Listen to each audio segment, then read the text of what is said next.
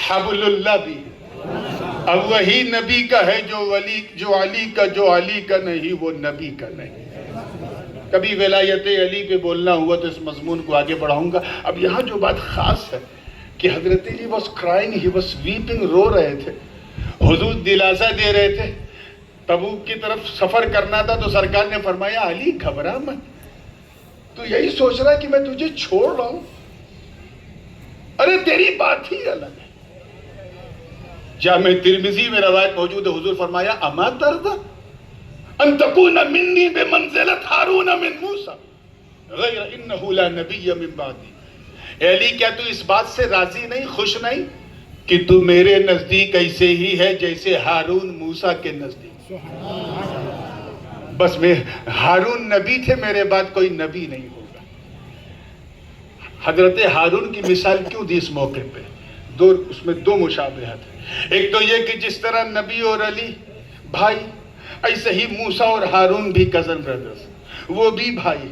اور دوسری وجہ یہ تھی کہ جس طرح حضرت موسیٰ نے اپنی پوری قوم بنی اسرائیل حضرت ہارون کے حوالے کی اور خود کوہ طور پہ چلے گئے، ایسے ہی میرے آقا یہ کہہ رہے میں اپنی قوم تیرے حوالے کر کے غزوہ تبوک پہ جا رہا ہوں۔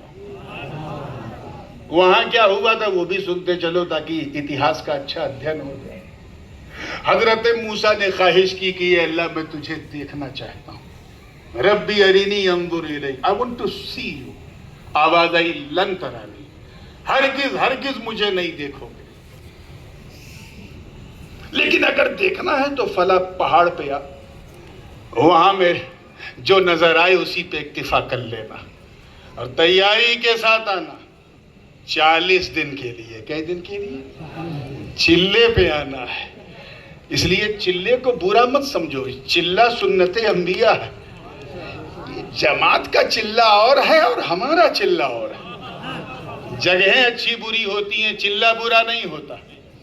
اگر تم ان کے اجتماع میں جاؤ 40 دن کے لیے تو بندر بن جاؤ گے، اور مخدوم اشرف کے دربار میں 40 دن رک جاؤ تو قلندر بن جاؤ گے۔ چلہ اچھا ہے، جگہ اچھی بری ہوتی ہے۔ حضرت موسیٰ چلے پہ نکلے۔ وَوَاعَدْنَا مُوسَىٰ 30 لَيْلَةً وَأَتْمَمْنَاهَا بِعَشْرٍ فَتَمَّ مِيقَاتُ رَبِّهِ 40 لَيْلَةً۔ 40 رات کا ہے، 40 دن 40 رات کے لیے نکلے، اور سمجھا کے نکلے کہ دیکھو بھائی ہارون، میں نے اپنی قوم کو موحد بنایا ہے، ایک اللہ کا پجاری بنایا ہے۔ 40 دن کے لیے میں جا رہا ہوں، پھر میں کتاب ہدایت لے کے آؤں گا، اور اس کی روشنی میں جو ہوگا وہ بتاؤں گا۔ ابھی میں نے جتنا کیا ہے اس پر سب کو قائم رکھنا۔ ٹھیک ہے۔ ادھر موسیٰ ہٹے، ادھر ابلیس جو ہے ٹکٹکی مار کے دیکھ رہا تھا کہ یہ ہٹیں تو ہم ڈٹیں۔ یہ ایسے ہی بزدل لوگ یہی کرتے ہیں، سامنے نہیں آتے، ہٹیں تو ہم لگیں۔ اس نے سامری جادوگر کا روپ دھارن کیا اور کمیونٹی میں انٹری ماری بنی اسرائیل میں۔ And within 40 days، 40 دن کے اندر، صرف 40 دن کے اندر دوستو، وہ قوم جو ایک خدا کی پوجا کرتی تھی، جس کا کلمہ تھا لا الہ الا اللہ، موسیٰ کلیم اللہ، وہی قوم شرک کرنے لگی، کھانے پینے والی چیزوں کی عبادت کرنے لگی۔ اب میں کیا بتاؤں کس چیز کی عبادت کرنے لگی۔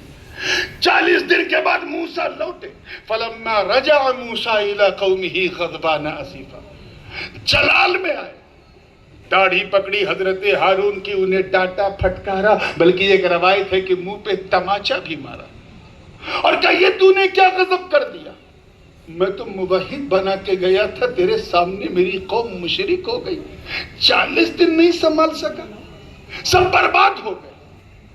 اپنے کو دیکھو مسلمانوں، ایک قوم موسیٰ تھی، توجہ چاہوں گا علماء، بنی اسرائیل تھی، جو 40 دن، صرف 40 دن اپنے نبی سے دور رہی، بھٹک گئی، گمراہ ہو گئی، مشرک ہو گئی، اور ایک مصطفیٰ کی امت کہ علی کے حوالے کی گئی تو ایسا چمکی کہ پہلی صدی میں کوئی حسنین بن کے چمکا، دوسری صدی میں کوئی جعفر صادق بن کے چمکا، تیسری تیسری صدی میں کوئی بدیع الدین بن کے چمکا، چوتھی صدی میں کوئی غوث اعظم بن کے چمکا، پانچویں صدی میں کوئی غریب نواز بن کے چمکا، چھٹی صدی میں کوئی محبوب الہی بن کے چمکا، ساتویں صدی میں کوئی مخدوم سمنانی بن کے چمکا، آٹھویں صدی میں کوئی شیخ العالم رودولوی بن کے چمکا، نویں صدی میں کوئی بو علی شاہ قلندر بن کے چمکا، 10ویں صدی میں کوئی خواجہ باقی باللہ بن کے چمکا،